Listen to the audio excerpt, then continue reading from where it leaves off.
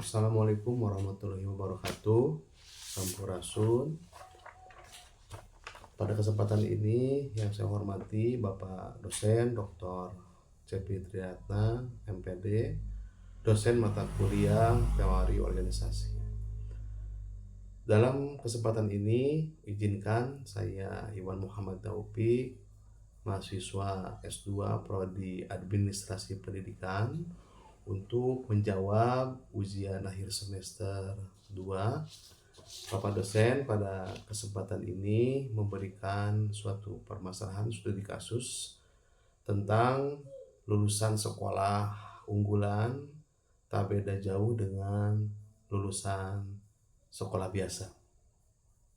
Dari pertanyaan yang pertama adalah bahwa Pak dosen memberikan pertanyaan, kemukakan bagaimana Anda melihat kasus di atas dilihat dari kapasitas organisasi sekolah. Saya akan mencoba menjawab dari sudut pandang organisasi di sekolah. Kasus di atas menunjukkan bahwa sekolah unggulan memang dirancang untuk memberikan akses pendidikan terbaik bagi siswa-siswanya dengan kemampuan akademik yang tinggi.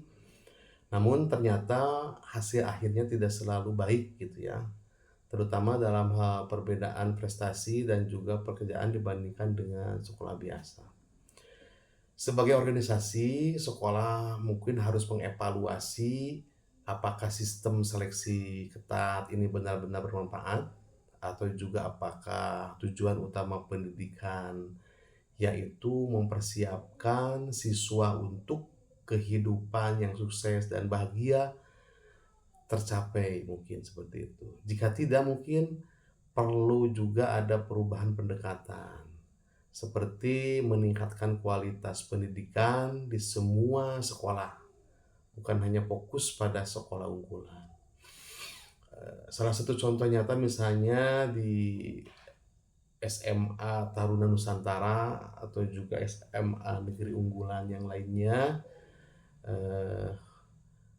pernah dianggap sebagai jalur eksklusif misalnya seperti itu untuk sukses sekolah-sekolah unggulan. Tapi faktanya banyak lulusan sekolah biasa juga yang bisa mencapai kesuksesan pada akhirnya. Salah satu contoh misalnya banyak siswanya dari SMA tersebut yang bisa masuk ke perguruan tinggi ternama seperti di ITB atau UPI atau UI gitu. Intinya semua bergantung pada tidak semua bergantung pada sekolah unggulan gitu ya.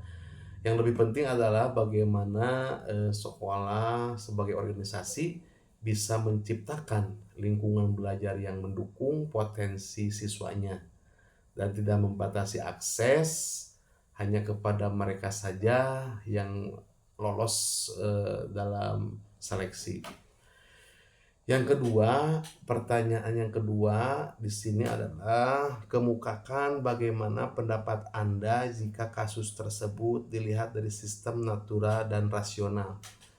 Mungkin dari sistem natural, setiap anak punya bakat dan kemampuan yang berbeda-beda ya. Anak-anak dengan lingkungan yang mendukung dengan baik, seperti keluarga yang peduli, orang tua yang peduli, guru yang kreatif, guru yang berdidik, mengajar dengan sabar, dan juga lingkungan teman-temannya yang positif, ya biasanya akan berkembang dengan baik. Tidak peduli sekolahnya unggulan atau juga biasa. Contoh banyak tokoh sukses yang lahir dari sekolah biasa, misalnya mantan Menteri Pendidikan Nadiem Makarim yang justru sekolah di luar jalur unggulan pada masa kecilnya dulu ya. Yang penting adalah anak diberi dukungan untuk belajar sesuai dengan potensinya, mungkin itu. Dari sudut pandang sistem rasional, mungkin dari sini secara logis masuk sekolah unggulan tidak menjamin kesuksesan gitu ya, karena kesuksesan juga dipengaruhi banyak faktor seperti usaha pribadi, koneksi sosial, dan peluang karir. Studi tadi juga menunjukkan bahwa lulusan sekolah biasa bisa sukses jika mereka punya modal seperti kemampuan beradaptasi atau dukungan dari keluarga atau juga lingkungan yang mendukung. Misalnya banyak siswa dari sekolah negeri biasa yang diterima di universitas ya, atau juga perusahaan besar, seperti siswa dari sekolah negeri di pelosok daerah ya yang bisa masuk ke universitas lewat misalnya jalur SNBP gitu ya. Yang ketiga, pertanyaannya adalah kemukakan pendapat Anda mengenai apa yang menjadi tujuan sekolah dan bagaimana kekuasaan dan pengendalian dalam organisasi sekolah seharusnya dalam memecahkan kasus tersebut. Nah, pendapat saya dari segi tujuan sekolah itu sendiri adalah memberikan pendidikan yang berkualitas untuk semua siswa.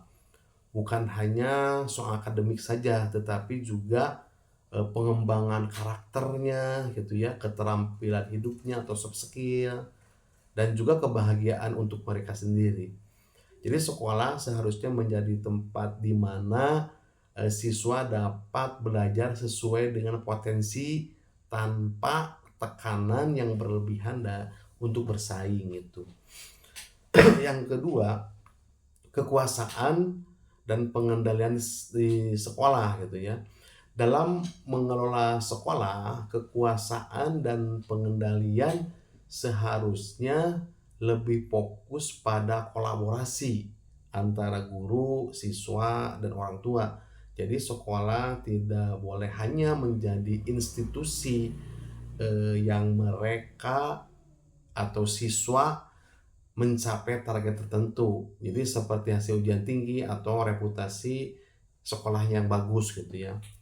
Jadi pihak sekolah perlu mendengarkan juga suara siswa dan juga orang tua untuk dapat memahami bagaimana kebutuhan mereka gitu. Dari itu, pemerintah juga harus memastikan bahwa kebijakan pendidikan inklusif sehingga semua siswa baik dari sekolah unggulan atau juga sekolah biasa dapat mendapatkan kesempatan yang sama gitu ya. Yang selanjutnya, pertanyaan yang keempat adalah kemukakan penyakit organisasi yang ada pada kasus tersebut dan bagaimana Anda memecahkannya. Untuk penyakit dalam kasus organisasi ini misalnya saat ekspektasi yang tidak realistis. Jadi orang tua dan masyarakat seringkali memiliki ekspektasi bahwa berlebihan terhadap sekolah unggulan gitu, dengan anggapan bahwa masuk ke sekolah tersebut akan secara otomatis menjamin keberhasilan di masa yang akan datang misalnya itu ya. Hal ini menciptakan mungkin tekanan yang sangat besar baik untuk siswanya sendiri atau juga pihak sekolah gitu ya. Yang selanjutnya mungkin dari ketimpangan akses gitu ya.